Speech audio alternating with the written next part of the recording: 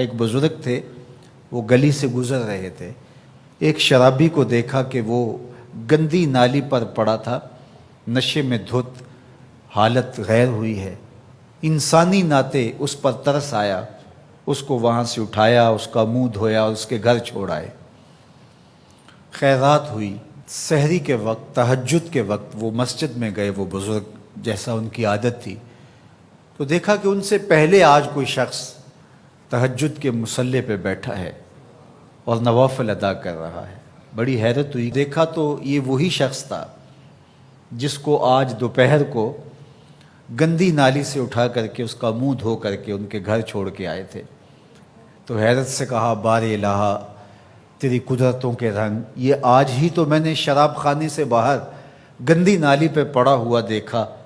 ہاتف سے آواز آئی، میرے بندے تو نے اس کا منہ دھو دیا تھا، میں نے اس کا دل دھو دیا۔ تو جب کوئی شخص اپنا منہ دھوتا ہے، اپنے ہاتھ دھوتا ہے، تو اللہ اس کے گناہ دھو ڈالتا ہے۔ تو یہ نصف الایمان ہے، یہ آدھا ایمان ہے۔ ہمارے دین نے ہمیں صفائی کا، ستھرائی کا، پاکیزگی کا، عفت کا، پاک دامنی کا حکم دیا ہے۔ اگر آپ مجھ سے پوچھیں کہ اسلام کا دوسرا نام کیا ہے، تو میں کہوں گا اسلام کا دوسرا نام دین طہارت ہے۔ علماء نے لکھا کہ ایک طہارت معنوی ہوتی ہے، ایک طہارت حسی ہوتی ہے۔ ہمارا دین متقاضی ہے اس بات کا کہ ہمارا دل شرک سے، کفر سے پاک ہو، ہمارا دماغ غرور سے، تکبر سے، اور ہمارا عمل ریا سے، ہمارا دل تصنع سے، بناوٹ سے، حقد، کینے اور بغض اور نفرتوں سے پاک ہو۔ مانوی نجاست سے ہم اپنے آپ کو پاک کریں۔ اسی طرح ہم ہر طرح کے حدث سے اپنے آپ کو پاک کریں، حد سے اصغر ہو یا حد سے اکبر ہو۔ وضو سے رہیں، وضو پر وضو کرنا مستحب ہے اور یہ قربت الہی کا ذریعہ ہے، اور ہر وضو کے ساتھ مسواک کرنا مستحب ہے، اور اگر مسواک نہیں ہے تو آپ انگلی کے ساتھ اپنے دانتوں کو صاف کریں۔ غسل واجب ہو وہ تو کرنا ہی کرنا ہے، لیکن روزانہ کی بنیاد پہ صفائی حاصل کرنے کے لیے غسل کیا جائے مستحب ہے۔ نماز کے لیے آپ کے لباس کا صاف ہونا بھی شرط ہے، آپ کے جسم کا پاک ہونا بھی شرط ہے، حد سے اکبر اور حد سے اصغر سے پاک ہونا بھی شرط ہے، اور جہاں کھڑے ہو کے نماز پڑھ رہے ہیں اس جگہ کا پاک ہونا بھی شرط ہے۔ مجھے بتائیے کوئی ایسا پاکیزہ دین آپ نے دیکھا ہے؟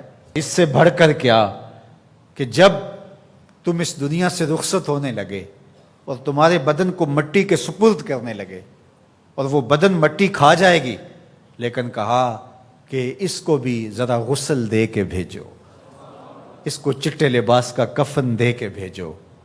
یہ وہاں پیش ہو رہا ہے تو پاکیزہ بدن کے ساتھ۔ تو یہ ہمارا دین ہے جو ہمیں صفائی کا، ستھرائی کا حکم دیتا ہے۔ اپنے ماحول کو پاک رکھیں، ماحول کو ستھرا رکھیں۔ دنیا کے اوپر بسنے والی قومیں جب ترقی کی راہوں پہ گامزن ہوتی ہیں تو وہ ان چیزوں کا بہت خیال رکھتی ہیں۔ ہم جب ترقی کی راہوں پہ گامزن تھے تو اس وقت ہماری ستھرائی کی، ہماری پاکیزگی کی، ہماری عفت کی مثالیں دی جاتی تھیں۔ جب پیرس کی گلیوں میں کیچڑ تھا، بغداد عروس البلاد کہلاتا ہے۔ آج مسلم دنیا کے شہروں کی کہانی دیکھ لیجئے، کہا جاتا ہے فلاں ایشیا کا گندہ ترین شہر ہے، فلاں دنیا کا گندہ ترین شہر ہے۔ اپنے اطراف میں پھیلی ہوئی گندگیاں دیکھیے، گھر سے شاپر میں گندگی ڈال کر کے اپنے ہی گھر کے دروازے پہ پھینک کے ہم سمجھتے ہیں ہم نے گھر کی صفائی کر لی، وہی پھر پاؤں سے، گاڑی کے ٹائروں سے لگ کے پھر ہمارے اندر جا رہا ہوتا ہے۔ ہمارے دین نے تو ہمیں یہ کہا، اگر کوئی راستے میں گری پڑی چیز کو جو گزرنے والوں کے لیے رکاوٹ بنے، اس کو اٹھا کے ہم پھینک دیں تو یہ جنت کے راستے کی ضمانت بن جاتی ہے۔ اور ہم نے 8 فٹ کی گلی میں 3 فٹ کی تھڑی پکی ڈال دی، ہم نے جنریٹر باہر لگا دیا، ہم نے گھر کی موٹر باہر لگا دی۔ اگر ہمارے گھر کے پاس کوئی خالی پلاٹ موجود ہے تو وہ گندگی کا ڈھیر بن گیا ہے۔ گھروں کے اندر ہزاروں اخراجات ہیں لوگوں کے، 20، 25، 30 ہزار روپیہ ماہانہ خرچہ تو عام گھر کا ہے، لیکن جو عمرہ ہیں 2، 4 لاکھ روپے اب ان کا ماہانہ خرچہ ہے۔ تو جہاں اتنا خرچہ ہر بندہ اپنے گھر میں کر رہا ہے، تو صرف 1 ہزار روپیہ ڈال کر کے اپنی گلی کی صفائی کا اہتمام نہیں کر سکتا؟ اپنے چھوٹے سے محلے کی صفائی کا اہتمام نہیں کر سکتا؟ اگر وہ کر لے تو 1,000 روپے اس کو بجلی کا بل بچ جائے. وہ جو روز دھوتا ہے اپنے گھر کو اور یہی گندگی پاؤں سے لگ کے اندر جا رہی ہوتی ہے، اگر محلہ صاف ہوگا تو یہ نہیں جائے گی. اس کا اپنا فائدہ ہے، اس کا 1,000 روپیہ پھر بھی بچ جائے گا. لیکن ہم اس کو کرنے کے لیے تیار نہیں. اپنے گھر کو صاف کر لیا اور باہر گندگی ڈال دی، اور دوسرے نے بھی اپنے گھر کو صاف کر لیا، باہر گندگی ڈال دی.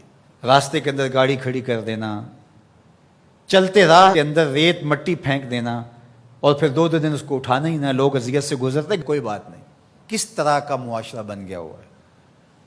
کس طرح بندہ گوارا کرتا ہے کہ اس نے سڑک پہ موٹر سائیکل کھڑی کی ہوئی ہے اور پیچھے ٹریفک رکی ہوئی ہے، اور وہ مزے سے جو ہے وہ اندر سے کلفی لے رہا ہے، کوئی اور چیز لے رہا ہے، اور لوگ ہارن بجا رہے ہیں، وہ کہتا ہے بہ جو تنو آگے لگی ہے. وہ کہتے ہیں جی اس نے بھی تو روکا ہوا تھا، مجھے کیا ہے؟ عجیب کہانی ہے بھائی. کیا یہ ایک مسلمان کا طریقہ ہے؟ یہ تو ایک اچھے انسان کا طریقہ بھی نہیں ہے. مسلمان تو اس سے اوپر والے درجے کا شخص ہوتا ہے. اچھا انسان ہونا بہت بڑی بات ہے، اچھا مسلمان ہونا تو اس سے بڑی بات ہے. تو ہم سوچیں کہ جو ہمارے تیور، لچھن، طرز زندگی، انداز معاشرت ہے، وہ ایک اچھے مسلمان ہونے کی تو دور کی بات، اچھے انسان ہونے کے بھی نہیں ہے. تو ہمارا دین صفائی کا دین ہے، ہمارا دین پاکیزگی کا دین ہے. ماحول کی پاکیزگی سے لے کر ذات کی پاکیزگی تک، ظاہری پاکیزگی سے لے کے باطنی پاکیزگی تک، خیالوں کی پاکیزگی سے لے کے سوچوں کی پاکیزگی تک، طرز زندگی کی پاکیزگی سے لے کر انداز معاشرت کی پاکیزگی تک، ایک صالح، پاکیزہ، خوبصورت اور ستھرا معاشرہ تشکیل دینے کے لیے مجھے اور آپ کو کردار ادا کرنا چاہیے، اور ہمیں اپنے حصے کا کام کرنا چاہیے. چیزوں میں ترتب ہو، خوبصورتی ہو، نظم ہو، اور کسی کے لیے قذر کا، تکلیف